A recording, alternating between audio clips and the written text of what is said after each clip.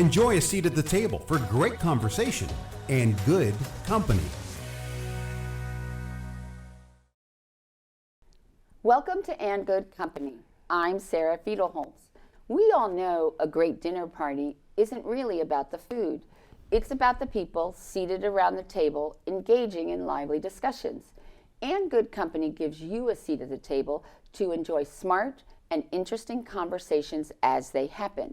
I am pleased to be in the company of Marilyn Townsend, the CEO of CVC Communications.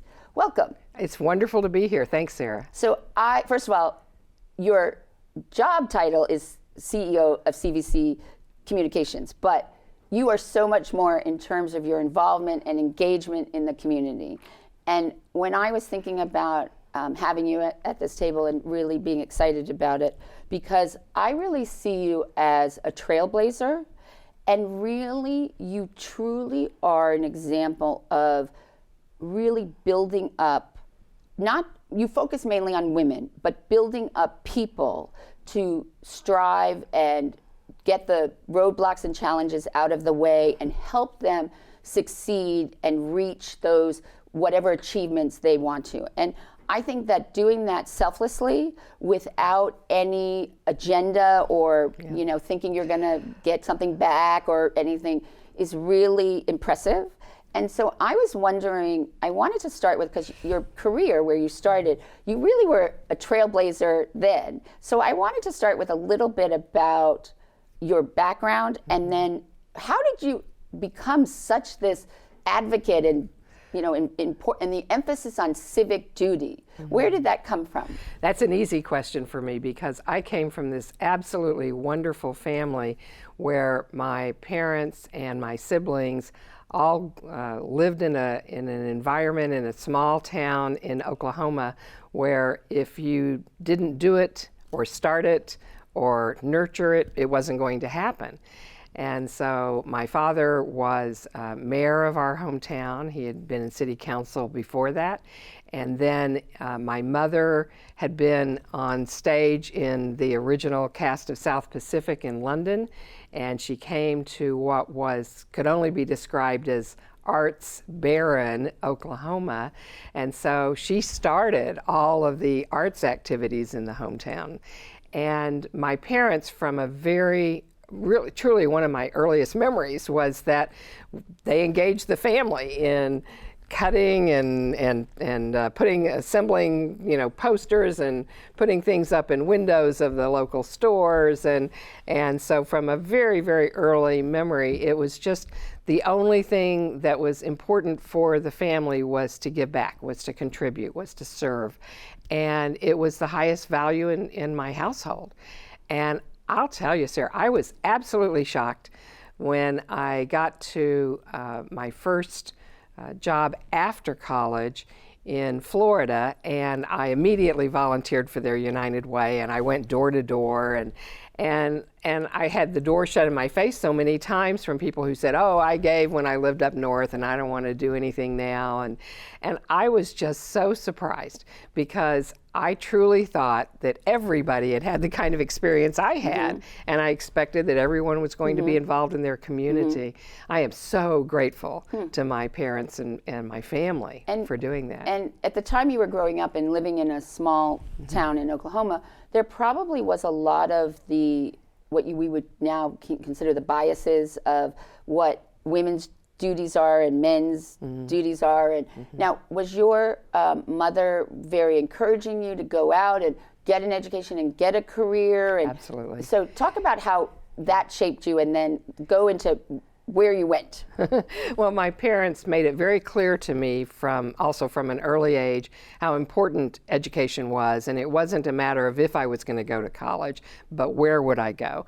And my mother, again, with her belief that it was so important that you speak well, felt that it was not a great idea for me to stay in Oklahoma, where I would have an Okie accent for the rest of my life. And so she said from an early age also that the educational attainment in the universities and the excellence in the universities in Oklahoma at the time were not there. Now, a fellow classmate went on to become president of one of the universities and make it one of the best in the country many years later. Right.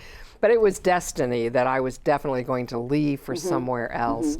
And so I applied around the country. I was accepted at Northwestern University and was going to be on their debate team, but I went for a college visit and walked down the sidewalk and said hello to everybody, because that's what you did in a small town in Oklahoma, but not in the near Chicago area. People looked like I had shot them for speaking to them.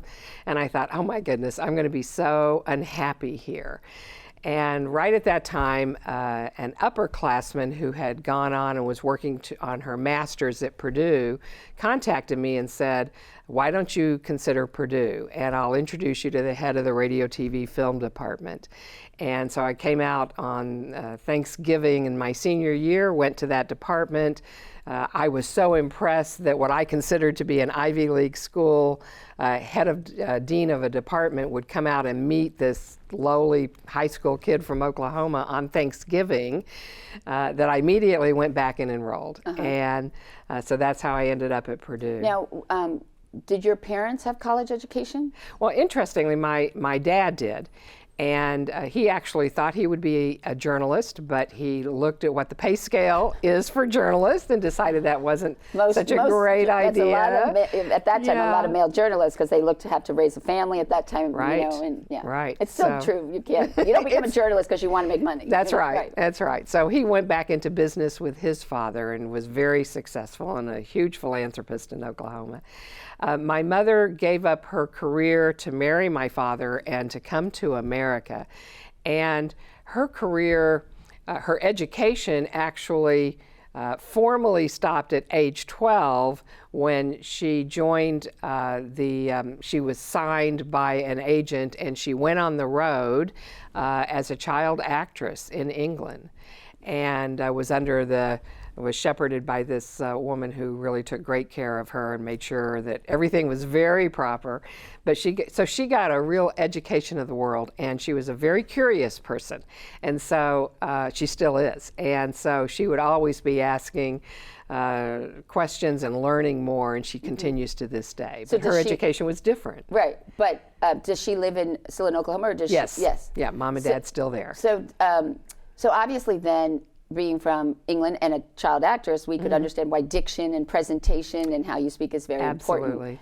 Yeah. And actually, as a child, I had a lisp, and my mother cured me of that. So at a very early age, that was so important. And I always tell people that at our family table, if you took a breath, you lost the floor, and you might not get it back for months. And I remember when my husband and I were married that the first phone call, or several of them, that we would make back to Oklahoma, he would get off the phone. He said, all I got to say was, hi, Mom and Dad, and bye, Mom and Dad, and I never got another chance. That's how my family is. And so, were you always interested in journalism? Why? Yeah. I knew that I wanted to do something where I got to speak. And that was when Time Magazine did a retrospective at the beginning of the turn of the century. They did a which turn of the century? This century. So to the 21st century. Yes, okay. to the 21st. Okay. They put together the 100 best for the prior 100 years.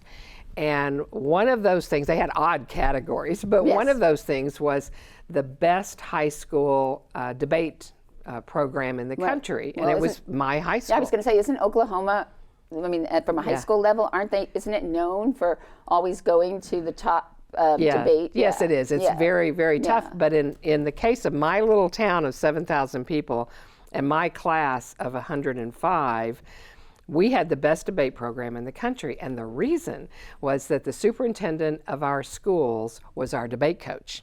So we had a bigger budget than the football team. And that is rare. We traveled all over the country and went to debate tournaments everywhere. So I also got an extracurricular, extra education that was so important to my development. So I knew I wanted to do something where I got to talk. And I caught the ear of the person who was producing the radio program at Purdue out of my dormitory in the first week at Purdue. And he said, oh, come do radio with us, and then moved on to public radio there. And then I talked my way into the television station there in Lafayette having a Sunday night newscast because they didn't have one. And so I did that for 3 years in college, and also helped Purdue set up their first video studio. So yeah, it was kind of in my blood. So, but with journalism, I mean, there's lots of different sort of tracks that people could go. I mean, there's some that want to be like the next Woodward and Bernstein. They want to be investigative, or those who want to really right the ills and wrongs of the world. And then there are those that really want to use it to persuade. And I think clearly you are someone who has the ability to persuade and sort of build consensus, especially in difficult times. So what do you think that is? Like, what do you think is that magic about, makes you good at, like, even at, talking your way into, he heard you, or talking, that the dean of this program comes out, or the fact that you got a station to say, talk your way, and then they had to hire all these people to come in on Sunday nights, and what is that? I credit a lot of that to my mom at an early age.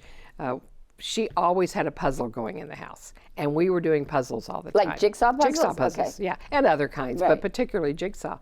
And I have a puzzle going in my house for our grandkids now, and I always have had them for our daughters. And are these like 5,000 ones? Oh, they're huge, and they're tough. Now, I have to ask a sidebar question because there's really the purists of the jigsaw puzzle people, that you're not allowed to look at the cover. Oh, no, I'm not that. Okay. Yeah. Just checking. Okay. But what I love about them, I love several things about them, but in particular, it causes you to think much more holistically. It's like, I have to look at the big picture. I have to figure out these things, and yet I still have to make two pieces fit together. And so I think it's a great analogy, and it's also been a personal support when I'm trying to figure out, how am I going to get these people to fit together, to make things work.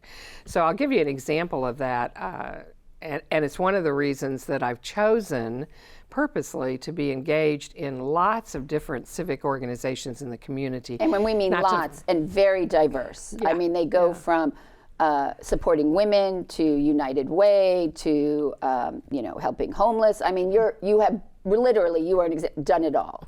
So well, it's been such a privilege, but it really dawned on me very early on when I was working in some civic organizations, that I attended a United Way board meeting in the morning, and it was the very first time that the United Way started talking about what we now refer to as the ALICE population, asset limited, income constrained, employed, ALICE.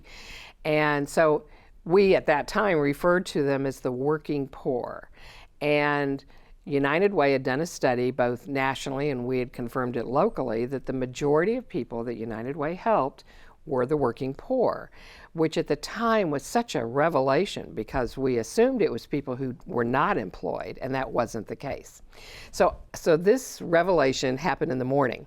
In the afternoon, I went to a Fort Wayne Chamber of Commerce, then, executive committee meeting, and we were having a meeting about, then the mayor had requested that we help and support for an economic development project, the bringing in of a business in Ohio that wanted to move across the state line to Fort Wayne.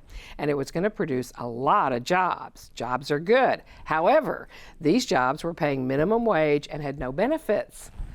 And I was the only one in the room who put those two things together, that here you had two very good groups of people who were working on important community issues, one getting more jobs in economic development, the other serving the working poor, who weren't talking to each other. And I really found a calling at that point to say, how can I connect good people who want to do good things? And that was really my path to do And it. I think that's sort of what I have found, like with journalism. I mean, everybody talks to you, so you find out all these things, but most people, they work in their silos. Yeah. So what I say is, a lot of times what I am is, I'm a bridge, I'm a connector. I'm like, you need to talk to so-and-so, and and because you see that all the time. Right. But So I want to go back to the jigsaw puzzles because I have one question, well, two questions. One is, so after you do it, are you one of those that like glue the back and frame it, or do you just put it back and move on? And will you once you've done the puzzle, will you do it again, or no, you just move on? I will do it again at a much later time. Okay. So it will be all fresh and new to me. Okay. I also trade puzzles with my mom and now with my kids, and buy puzzles all the time. So it's a big thing for us. And then the other question, so a lot of when you do a puzzle, I mean, yes, you have that 30,000 foot view of understanding what you're trying to achieve, but you also have a lot of in the weeds minutia. I mean, it's a lot of patience. Yes. It's a lot of, being, not trying to force things together. It's perseverance, it's dedication, it's sort of slogging through, it's organizing. I mean, so do you think that those types of, I guess they would be the soft skills or the hard skills of jigsaw puzzle are also things that help you? Oh, I think it all helps you. And it for me, helps me be more what I call whole-brained. So not thinking only about the tiny detail at the ground level, but what it looks like from above, helicoptering up. And that both are equally important because both provide you a very different point of view. And if you're only at one of those levels, you aren't seeing the whole picture. Right, and very few people I have found really have the ability to, what I say is do the 30,000 foot view, the 15,000, and then literally boots on the ground. And being willing to do whatever you have to do with the boots on the ground. I mean, sometimes it's much more fun up here because, that's the strategy, that's the vision, but also the people who can do that, but also be on the ground, in it, knocking on doors, that kind of thing. But you've also, I think in a lot of ways, and I think this is intentionally, have focused a lot of your efforts for women. And partly your career in journalism and was not like as easy as getting that first radio gig or the job of saying, okay, let's do a Sunday newscast. So talk about that, especially in the time for younger generation to understand that they really are working on the shoulders of the women who came before them. And I think that they sort of don't understand what it was like. So talk about that experience, because I think that's really interesting. Well, first of all, I also feel like I worked on the shoulders of people like my mom and so many women who went through World War II, and she did as a child and was in that group of children who were shipped out of London, and she was abused by the host family that took her and her sister in. And so she had to grow up as her mother waves her off as she's heading on the train out of town with her sister, and her mom is saying, it is now your job to take care of your younger sister. Nothing better ever happened to her. And so she had to become a little mom at age 7, 8 years old. Okay, before you go ahead, I want to give credit. What is your mother's name? Jasmine. Jasmine? Yeah, and I have a granddaughter who's named after her, Jasmine, as well. But I just wanted to stop because she really sounds like a credible woman. Yeah, she is. It would be great to have both of you here. So I just wanted to give her due. Thank you, that's very nice. Jasmine. Okay, so then so she left those skills. But so talk about your experiences as you forged ahead and. Well, my first job in media was as a radio disc jockey, and it was at this little tiny radio station between Seminole, my hometown, and Wowoka. We're really in Indian country. And the little radio station was in the middle of a rattlesnake-infested field. And it was in those days, it was part of your job that once every shift, you had to go and get the readings off the radio tower. And so the piece of equipment that we had, in addition to the microphone in the building, was this long pole that had pincers on the end, and you had to make your way through the field. It was terrifying. And one of the other... It just was infested with rattlesnakes. Yeah, and other awful things, but rattlesnakes hopefully in particular. rattlesnakes were eating. So you had to Yeah. So that you could fling them out of the way? Yes, and not step on one. Right. And so one of the other disc jockeys on another shift caught one and killed it and brought it into the radio station, and it was an object of derision for a very long time. But at any rate, that was my first job, was in radio. And everywhere I worked, there was the same refrain: "We're taking a chance on you. We've never hired a woman before." So I did not go into a job where they'd ever had a woman doing the job I was doing at the time. And I worked in Florida. And where in Florida were you? Fort Myers, Florida. Okay. We had the #1 NBC affiliate there. And probably at that time, it was probably more still a little bit of the backcountry of Florida. I mean, it was just starting to become, it's not like Fort Myers today. Right, it was much smaller town. Yeah. The average age, as I remember, was 59. Right. And so you had to have an awful lot of old people who would cancel out one baby. So that kind of told you that, it was really a retiree area. And they were very interested in their health, and I was their medical journalist. And so I had an opportunity to have a program that people liked a lot. I also, it was just at the conclusion of the Vietnam War, and people during the Vietnam War had turned off news because news was not, it was the first television programming where we saw war live. Right. It was the first time. It was brought into our homes, and people were so in such horror about what they were seeing, and so people stopped watching news. So there were some giant media companies that sent consultants around the country, and NBC had hired one that would come around and try and help you create what became known today as the feature story, because they didn't do that. They used to just do hard news. Which is what most people still do today. I mean, newscasts. Yeah, and so we're doing feature stories, and this person's given us all of the tools to be able to do good ones. And so our station adopted this package where I was the person who was kind of the Walter Mitty, who would go travel around to see fun things to do in and around Florida. Now, as a young woman, it was fabulous for me because I got to learn how to scuba dive. I flew a plane. I drove a race car. I wrestled a professional wrestler. I did a trapeze. So lots and lots of fun things. The one that I would say was not quite so much fun was that I had the experience of traversing the swamplands between the west coast and the east coast of Florida in a canoe with another woman, and my photographer and another guide was in the other canoe, and there were places where you had to get out of your canoe because you couldn't go any further. No, you had to carry it to the next area. Yeah. There were snakes that were hanging down from the trees.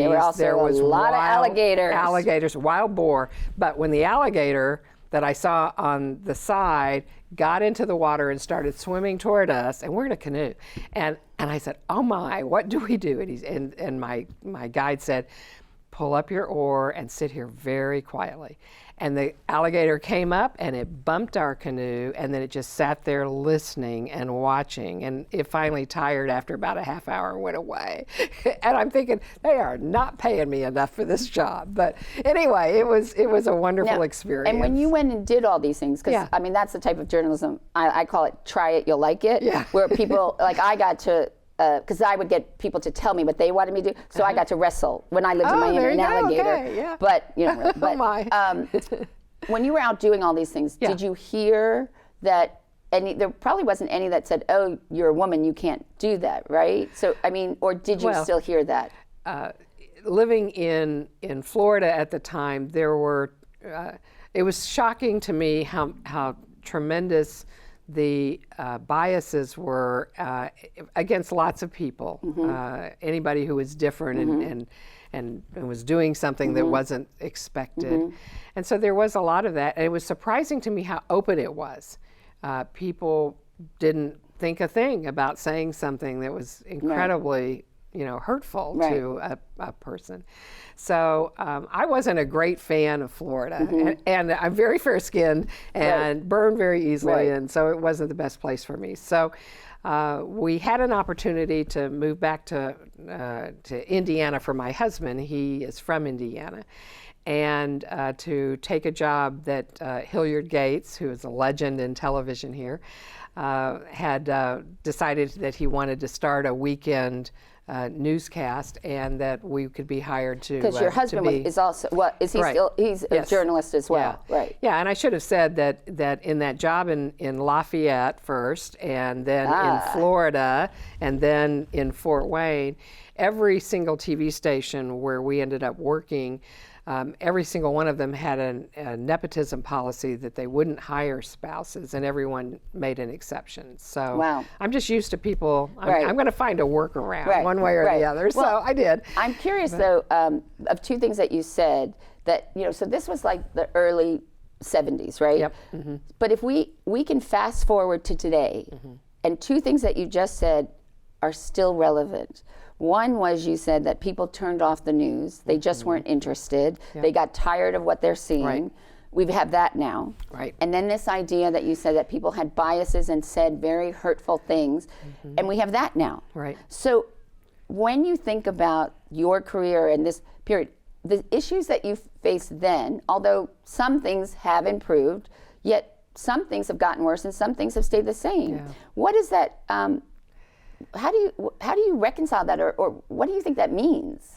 I think that it provides an opportunity for one to draw on the experiences you have and say, what did I learn? And how can I improve this situation, because it's not the first time I've faced it. And so that's been really helpful for me, to not just be a deer in the headlights that doesn't know how to respond when I look back at, and it will haunt me forever, a situation where I was with a lot of very powerful people very early in my career, and one of them told a racist joke or made some comment that was just awful. And everybody else in the group laughed along with that, and I just sat there just shocked. And I would have a lot different, and I do, have a lot of different tools in my toolbox today to handle that situation that I didn't have the first time it happened. So I think that's the thing for all of us, is to say, maybe something terrible happens, what can I learn from it and make sure that I never participate in that again, that I help another woman or another person along the way, that I use this in order to make the world better, not to continue to fall for those things anymore. And do you think it also helps you to sort of say, like, what I sometimes feel like is we just keep doing the same things over and over again. It's sort of like the definition of insanity is doing the same thing but expecting a different result. Yep. And that's sort of that, well, we've always done it this way, or, well, that's what we thought we should do. Like, really making the change. Like, I think that people talk that they want change and they want to make changes, but change is hard. It and is there's hard. a whole period of time where there's disruption and discomfort, and I don't think that people want. People want to feel comfortable and know what's going to expect. So, do you feel that in your career, and also because you set a lot of things ablaze or challenge, and and everybody talks about being a disruptor and being a challenger and how that's good, but I think that causes you personally to face a lot of difficulty, that people might consider you, especially as a woman, they might consider you with a capital B, they consider you difficult, they consider you to be, more demanding, pushy. Yeah, I think there's a huge difference. When you said trailblazer, the first thought that popped in my mind is, yes, but not scorched earth. And I really do believe that you get a lot more done if you figure a way to get somebody to come along than you do yelling at them or creating a scene and then having you feel good in the moment, but you have lost the war. And a lot of, that Lord give me patience and I want it now. And I am that kind of person. I want to see change. I want things to be better right away. I hate waiting in line. But I've learned the Lord isn't going to give it to me now. And I got to find a way to take advantage of the biding my time and learning something. And so probably the best lessons I got on that were really in the civic area. When I was the Indiana Chamber's first female board chair. And in that role, it was my responsibility to be the face for the chamber as we would advocate for good business legislation and policies in the state of Indiana. I learned very quickly that the way of the legislature is they'll introduce a bill, they'll think about it. They'll have a study committee about it, and 2 or 3 sessions later, they'll pass it if they've, figure it's worth doing. No, they don't act quickly. They take almost no snap judgments. And so that was so hard for me because it's like, well, this is obvious. We need to do it. Let's just do it now. And I learned that that's not the way it works. And so a lot of it, I think, is that it's really figuring out how you can get people comfortable so they'll come alongside rather than try and scorch the earth behind you. Right. And the other thing about scorched earth is it's a policy of mine that I don't want to be involved in something where I may start out being the only. I don't want to leave it as the only. I want to make sure there are a lot of women who are able to move into those positions, to move into those organizations, to contribute all that I know that they have. And so that's why a vow is so important to me. So let's talk about a vow. So what is a vow? Yep. And what does it do, and why is it important? Yeah, Advancing Voices of Women is what a vow stands for. And the origin of a vow is that in 2016, during the presidential election, I was so incredibly distressed at the federal level about the painful backstabbing, backbiting, arrow-throwing discourse, the conversations that were going on. They weren't good company at all. And I said, oh my goodness, we don't want this in Indiana. We don't want this in Fort Wayne. And did you think that it was happening here on the local level, or was you were just being preemptive? Largely preemptive. Okay. There were moments, as there always may be, but you didn't have the kind of uncivil discourse conversations that we were seeing at the federal level. The name calling, the taunting, the lies. And being a journalist, lies are just so offensive to me. And my moral compass is that there is truth. There aren't things that you can say, well, your truth is different than mine. There are factual truths. Yeah. There are facts. Yeah. Right. And so one of my favorite books is about difficult conversations and how to hold what are called crucial conversations. And crucial conversations aren't about arguing about the weather. It's about arguing about things that are really important. How can you come to consensus or agreement on those really difficult conversations? And that would, just to show how things really in your experiences, crucial conversations is really based on debate. Yes, and having it is. And being able to have the discourse. What people hear today, I think, is people don't know how to separate their emotions out of it, and we don't know how to have civil disagreements. Right. So it's this a real idea, problem. It really is. Yeah. And then people just walk out, and then they start take things personally, and So you really, or they throw personal arrows at each other, which is horrible. Right. Yeah. And I think I just want to ask you your opinion about in 2016 election with Hillary Clinton. What I was, because of your background and with women, what I was so surprised about was the amount of people and women who didn't like her for something very personal, which was because she stayed with her husband when she found out he cheated. But I'm going to take it down to a local level. There are lots of people, women, who stay together, or they compromise, or they fix their marriage, or whatever. Right. And I thought that again was an example of we wouldn't, if a man's wife cheated and he stayed, we wouldn't have. I just couldn't believe that was like such a defining me too. issue. And so, but I think it goes back to, again, women and the perception and what the standards and things like that. So I'm just curious, I understand about the overall discourse, but I'm just curious if that also sort of was an impetus for you to say, we've got to turn the conversation of how we talk about women, instead of what they do personally, talk about what they do and their skills and their talents, and shift that perception. And I'm wondering, not only with the discourse and how the conversation, but looking at that issue, especially what surprised me is how many women, it's like, and this is why I really want to get into Avow, because I have a really hard time with women helping women. I know everybody But says, it's the point of Avow. It really is the point. okay, because I just feel like, why are these other women against, we should be supporting women. Yes, amen. Okay. So when we...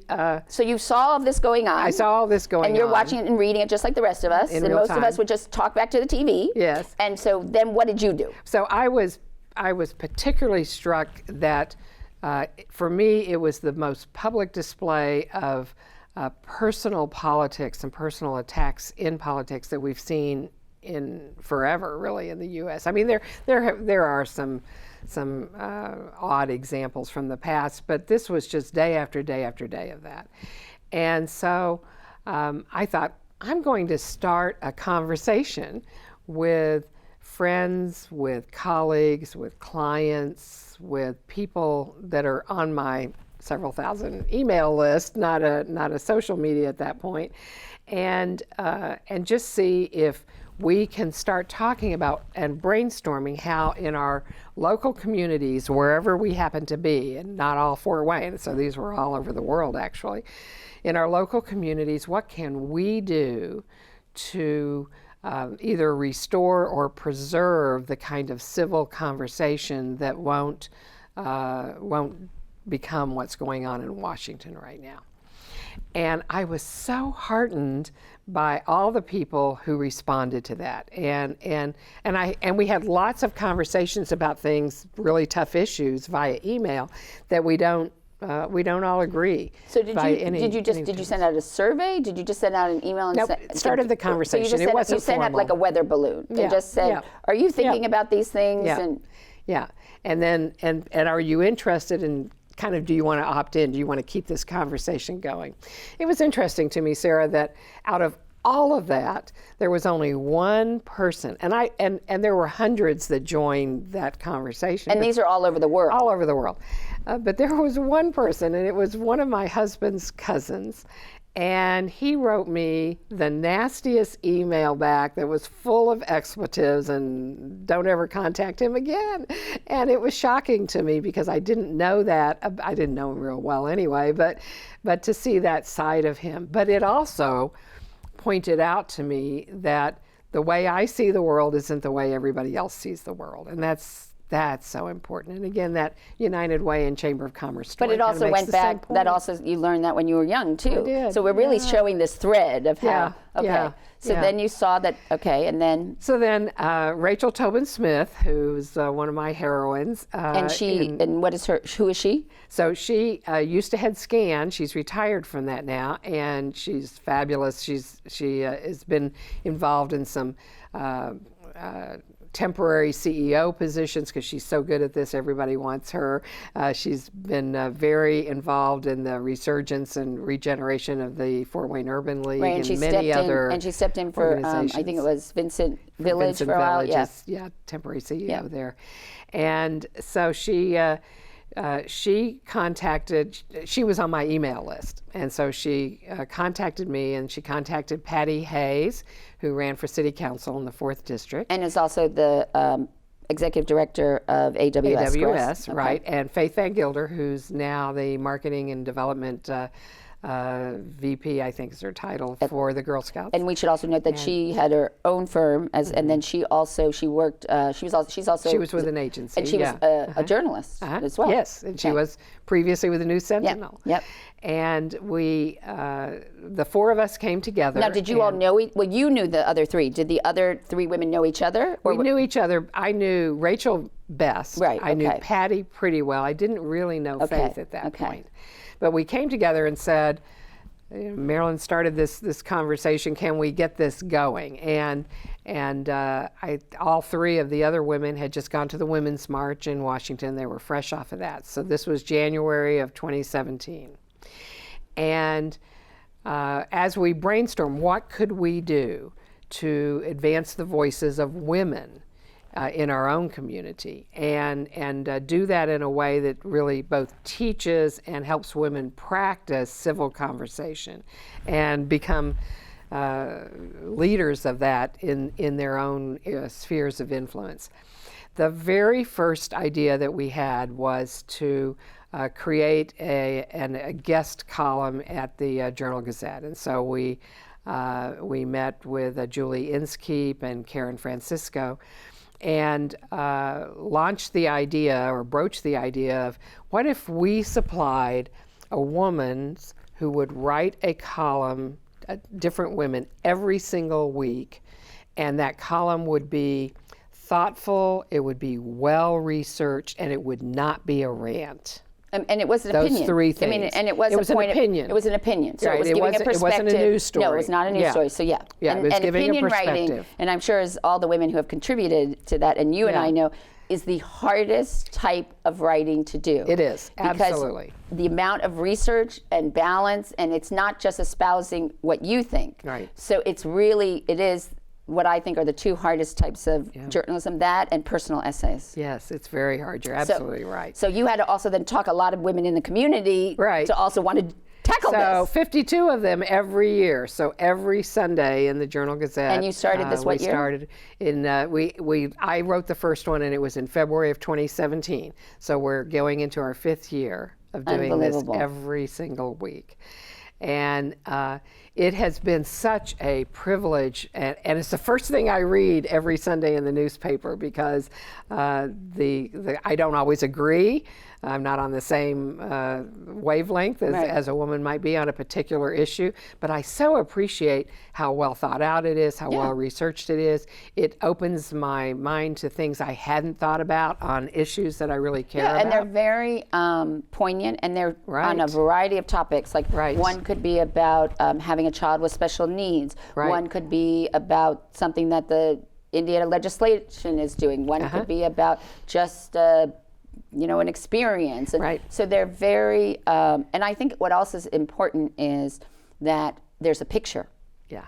Because the other thing that I think, it's not just that there's the voice there, but you're seeing pictures of women. Yes. And women who represent the community. Right. And that says more to me, I think, than, and I was talking to you before we started about this idea that I think that in some ways editorials of newspapers need to be more where you know who it is and who they are. And because people want to see, it's natural. Right. So I think that having those, really that is really important, and I think that was very intentional. Yes. So, okay, so you started this. We started you this. Then you're going into your 5th year. I'll tell you, since this began, the Journal-Gazette had done some metrics on how many women would write columns or send in a letter to the editor versus men, and it was like 1 to 20 or something. And men just feel very comfortable ripping off something on their computer and sending it in. I think it's also they have a little extra time.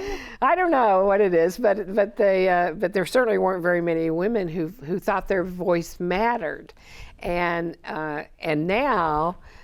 The Journal-Gazette's been nationally recognized for this work, that there are more women writing in our columns and writing in our newspaper than almost anywhere in the country, which is just such a source of pride for all of us. So in a way, that's the first example of a vow showing what's possible. Yes. For women. Yes. Okay. So you started that. We started that, and then we had the recognition that women needed to feel like they could raise their voice in a civil way on issues that matter, and that it was more than attending a march. And we needed to get more women elected, and so we started the Women's Campaign Institute to get more women elected to local, state, and hopefully eventually national office.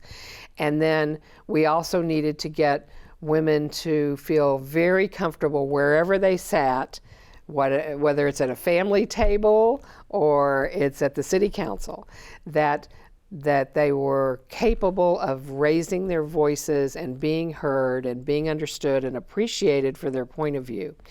So we started civil conversations. And those conversations have happened usually 6 to 8 times a year. And they engage women who are not allowed to sit with their tribe.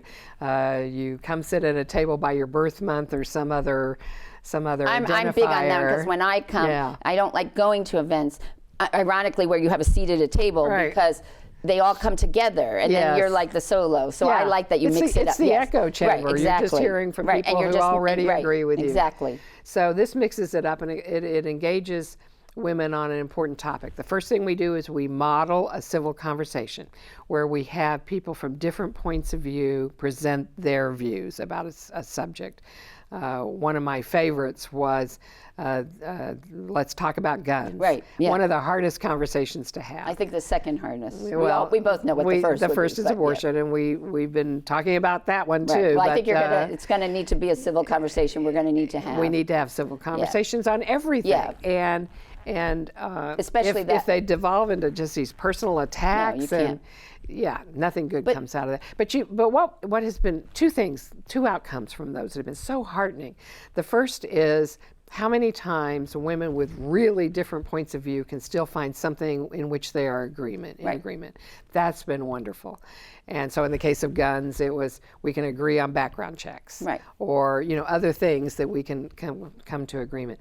The second is they walk away not only having heard and understood somebody with a different point of view, but they walk away with an appreciation of the process of having done that they can then go and share it with others at their Thanksgiving or Christmas dinner table or Hanukkah table or Kwanzaa table, wherever it is, and in the public meetings they attend, and so they become a voice of reason all over. I mean, there are thousands now of women who have attended these conversations in 5 years who know how to do that now. And it's proven, like, from any economic standpoint, if you want to improve the economic livelihood of a generation, it's to help women.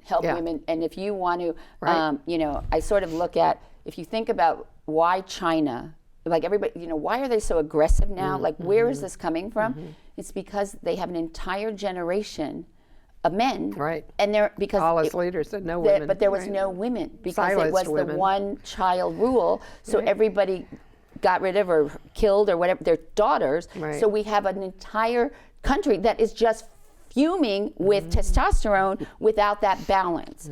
And so, but one of the things that I'm very curious of personally, and I wonder, why is it that women, this whole idea of the fear that they don't think they deserve a seat at the table or afraid to have a voice or and maybe it's because we both did, I mean, I did more oratorical speaking and gave speeches. I didn't do debate. But maybe it's because, like, I've never had that issue. I mean, I think, I feel like, I can hear and speak, but what is it? Why is it even today that women still feel that they don't have a voice or they can't find a voice or they feel that, this whole idea of this imposter syndrome. What is that and why? Well, again, it's so foreign to me because I got to speak up from an early age and I didn't get in places where I felt like I was less than or I was other.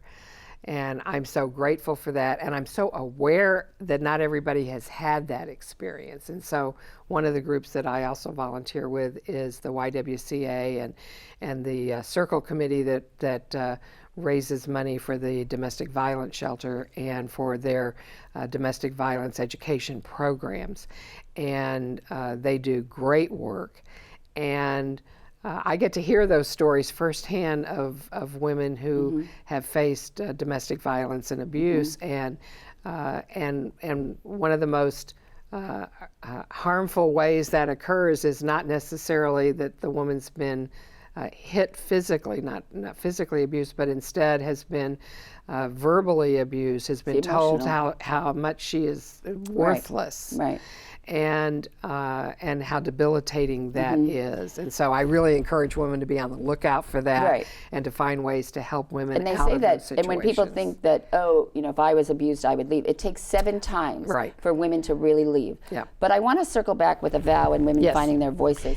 I'm curious if, because we know the epidemic of girls when they hit about 5th grade, that they stop raising their hand or go to math and science or even running for student council. So I'm wondering if a vow is going to start looking at programs.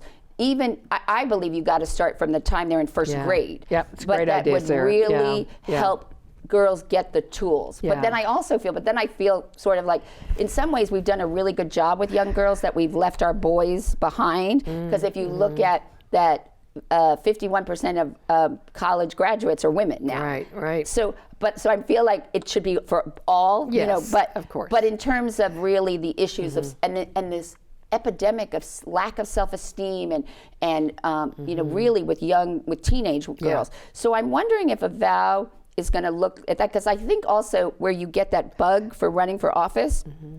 Is starting with running for student council or starting to be the president instead of the secretary of a school club or something. So I'm wondering if that, because I think that's where we got to build the next generation. I think helping the women if they think they want to run now, I think is important. But I think if we really want to build that next generation of women leaders or leaders, we need to start there. So I'm curious if that's something that, because now a vow, I mean, you're in your 5th year. I mean, that at that point, an organization is hitting their stride. I mean, you figured out the good, the bad, where we should be, how we're going to do stuff, getting the women on the boards, running for office. I mean, Melissa Reinhart just announced she's running for state representative. Yeah, and our profiles in public service is to the point you just made, is to help women get appointed to our public boards and commissions. And that's the first way to start in building your if you alliances. don't want to run for office, you can get appointed. So there's so many ways to serve. But I'm curious, so now when you sort of think what's next, is that something that a vow would be considering or looking at or thinking about? I'm really glad you brought it up, and it's an interesting question, and I'm sure that over the next few years, as we can continue to do our strategic planning of where we're headed next, that this should definitely be on the radar. I think what's happened is, and where our focus or our contribution can be to young girls, is to show them role models of women.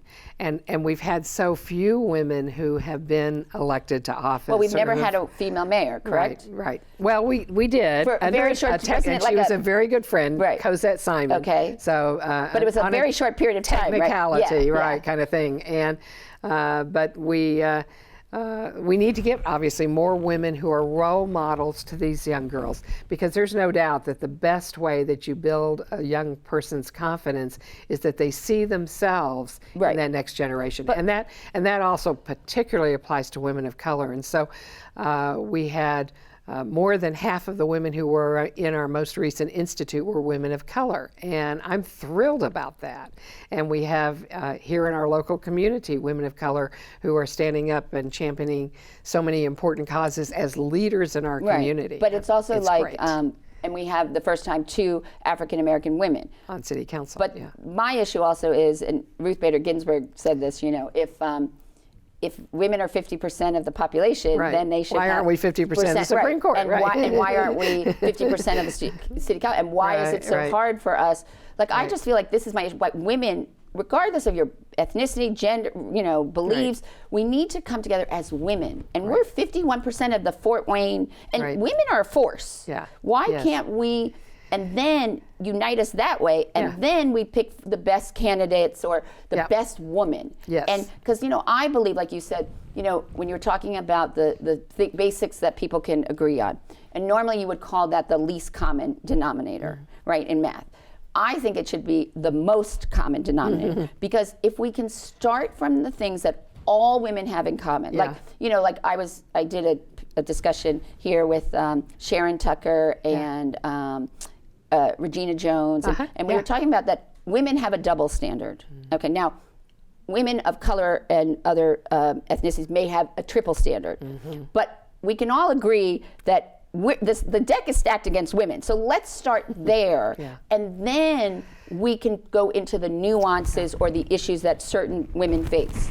But I kind of think it shouldn't be this least common denominator, but it should be the most common denominator. Let me tell you a thing that's so heartening that I hope will put a smile on your face, and that is when we do the Women's Campaign Institute, it is a rigorous boot camp. It's 27 hours in 3 days. So, I mean, it's morning to night. And it's not touchy-feely, like feel good and empower. It's like down in the dirt, like understanding how to finances, raise money and manage it, and not be afraid of the money. Right. And not being afraid to ask for what you need and what you want. And it is a nonpartisan boot camp, and so women of both parties, women who haven't yet decided on a party, and it is the best thing year after year when we have the women as they're graduating from the institute give their camp or their graduation speeches. Every single time there's usually more than one woman who will say, I came here and I didn't know a Democrat. Or I came here, and if you'd have asked if I would help a Republican woman run for office and win, I'd have said no. But now I'm going to volunteer for her campaign. And so it's that reaching across the aisle to get good things done. Because here's the secret. Republicans on their own can't get everything they want. Democrats on their own can't get everything they want. And it's clearly obvious in Congress. And so reaching across the aisle because you can agree that the only way to get things done, good things that you all came there to do, is to reach across the aisle. So we're not just about getting women elected, but once there, having taught them how they can collaborate with people of different parties. Now, I will say I am discouraged that we seem to be losing the center. But I, like my father in particular, am a cockeyed optimist, and my mother would sing that song. And I'm not going to give up, because I think if we get people to work together, we're going to get good things done. Well, and Marilyn, you are one of the people we cannot have you give up. I mean, we need you to get more people. Never give up. Never, but you can't. I mean, you're just too essential, and not only because you don't only talk, you walk the walk, and you're a doer. You're like what I call, you're a leader, but you're also the worker bees. So you can't thanks for the kind words, but that's not why I'm here. No, so, but thank at you. the end of each And Good Company program, I ask guests the same 12 questions that French novelist Marcel Proust popularized from a Victorian parlor game. What is your favorite word? Moment, and it's preceded by in the. What is your least favorite word? No. What turns you on creatively, spiritually, or emotionally? Someone telling me that I can't do it. And what turns you off? Someone who absolutely refuses to consider another point of view. What sound or noise do you love? What? I'm sorry? What sound or noise do you love? Silence. What sound or noise do you hate? Chatter with no purpose. What profession other than your own would you like to attempt? I tell people that I work to feed my civic habit, and that's what I do. You have some very good Marilynisms that we have to capture. That will be one of them. And then what about the trailblazing and not the scorcher? That's two. Okay. You need one more, and then you got a trend there. Oh my goodness. What profession would you not like to do? There isn't one. I have such a curiosity that I could, and I feel that way. I'll just tell a quick story on that. Is that when I was asked to be the treasurer of the Indiana Academy, which is the wing of the Indiana Independent Colleges. I laughed because I said, you know, I did not study economics in school. I'm not a CPA. There's a lot of money involved. I've never been a treasurer, but I said yes because I go, that's something I'm going to learn. And so there's just nothing that I wouldn't try. I'm not crazy about the idea of jumping out of an airplane or being in an insecure height, but I've still gone, not bungee jumping, but you flew an airplane. I so- did fly. right? Oh, I'm fine with that. But No, yeah, okay. It's just not having something grounded under your feet. Right, Or a right. sense of grounding, Yeah. right? What do you consider your greatest achievement? definitely my children. Who They're the most wonderful women on the planet. How many children do you have? I have 2 daughters, and they're both back in Fort Wayne after traveling the world and working in other countries, and they're both back here in Fort Wayne. So lucky to have both of them. I would love to have the 2 daughters, you and your mother, at this table. So if your mother That's a comes to group. visit, we gotta do that. All right. Who, living or dead, would you most like to have a conversation with? I would probably say Gandhi. How would you like to die? Feeling that my time on earth was worth it, and that whatever is to come next, I'll get the same kind of opportunity to serve. And if heaven exists, I believe it does. okay, so what would you like to hear God say when you arrive at the pearly gates? Well done, good and faithful servant. Well done, Marilyn. I want to thank Marilyn Townsend, CEO of CVC Communications and civic leader extraordinaire, for having a seat at our table. I want to thank you, and I hope that you will continue to come back. And I enjoyed it so much. Thank Great. you. No, You made thank this you. lovely. Thanks. And you can learn more about Ann Good Company and all the other interesting conversations we have had at anngoodcompany.info. And we look forward to next week, when you can again enjoy a seat at the table for great conversation and good company.